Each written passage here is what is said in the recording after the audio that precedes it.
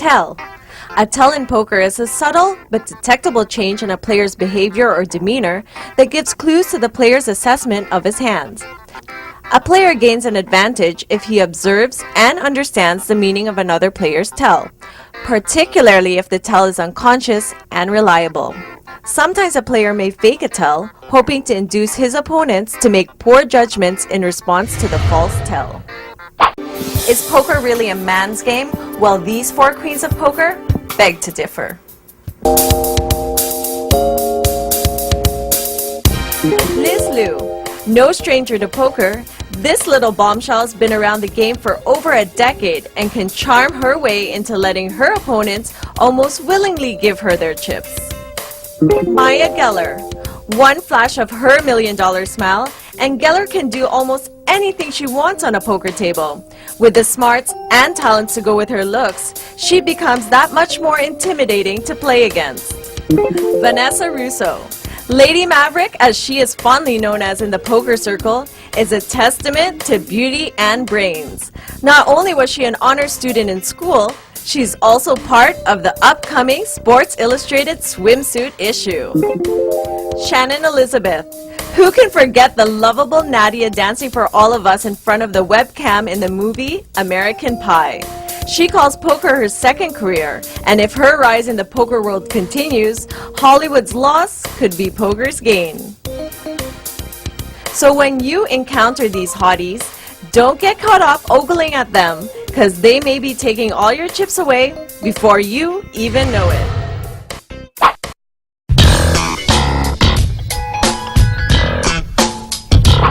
Just because you have a good hand doesn't always mean you have the winning hand. So even if you think you have a really good hand and it's hard to fold, sometimes that's exactly what you have to do to avoid losing more chips. So with me to discuss when the right time to fold, here again is Nam Lee.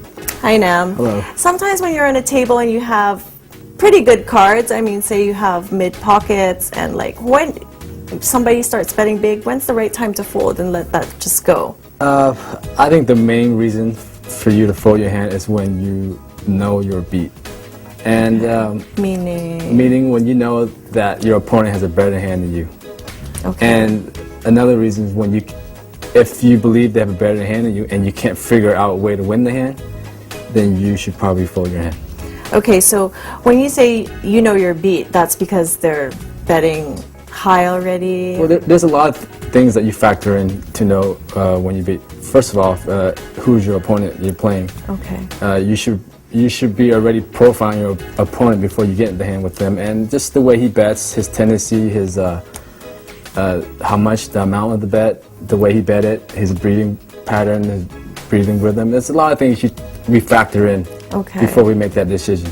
So it's overall, I mean, you're looking at the way he's sitting, the way he's moving, the way he's been betting. Or like his hand range, or what is he capable of? Is he a type of player that bluffs a lot? Is he a straight up guy? Is he play solid? It's just a lot of questions to be asking yourself. There's a lot of things you gotta factor in before you make that decision to fold or not. How about you? I mean, you've played in hundreds of tournaments, right? And I'm sure you've encountered a situation where you were like, okay, that was a good fold. Can you tell me about it? There's so many. I mean, the majority of the time when you're playing Hold'em, you're folding a lot of hands. But the most recent hand I can recall was probably just about 2 weeks ago. You're gonna have to bear with me. It's kind of long.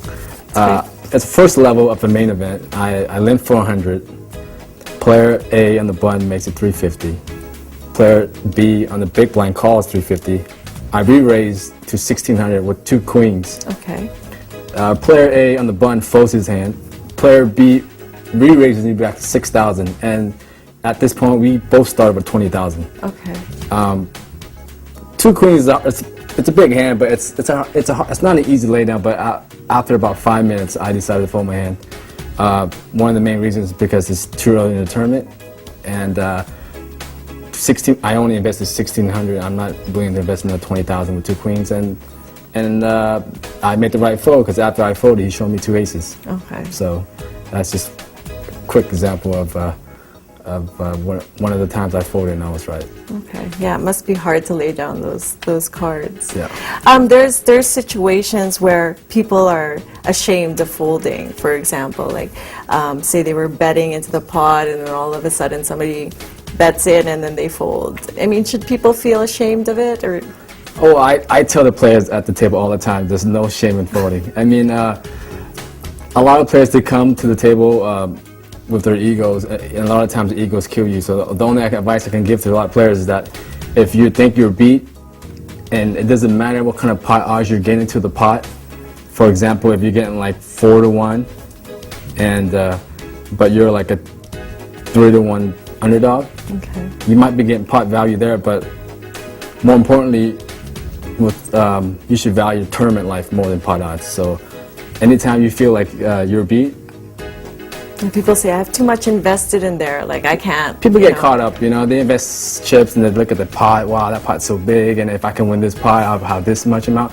But then again, you should always step back, take your time, and reassess the whole situation. And if you feel like you're beat, you shouldn't be ashamed of folding your hand, because in tournament, it's all about survival. If you know, it's nothing wrong with folding your hand and just play the next one, shake it off and play the next hand. Okay. Well, thank you so much, Nam, once You're again. So now you know from the man himself when the right time to fold them is.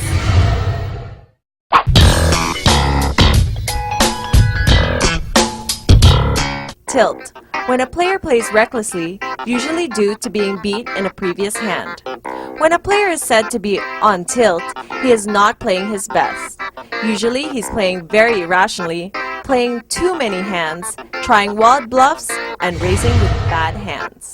Coming up, learn how to bluff from poker pro David Chino Ream and find out how you can get your poker career started.